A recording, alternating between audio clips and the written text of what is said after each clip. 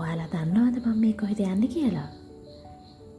මේ යන්නේ මං ඉගෙන ගත්ත පාසලේ උසස් පෙළ අංශයේ මං ඉගෙන ගත්ත මගේ පන්තිය ඔයාලට පෙන්නන්න.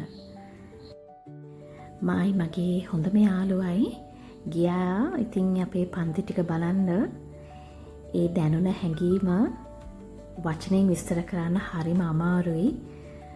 ගොඩාක් පරණ මතකයන් වලට අපි දෙන්නව ඇදීලා ගියා. අපි යාළුවොත් එක්ක ගත කරපු දේවල්, එතකොට කතා කරපු දේවල්, විහිළු තහළු කරපුවා, රණ්ඩුනේවා, ගොඩාක් දේවල් අපිට මතක් වුණා. ඒ හැඟීම ඔයාලත් විඳලා ඇති ඔයාලගේ පාසල බලන්න ගියා නම්.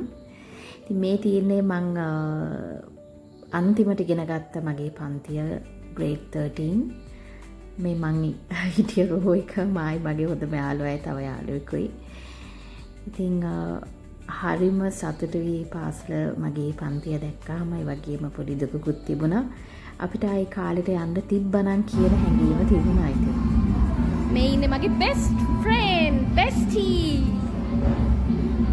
in action.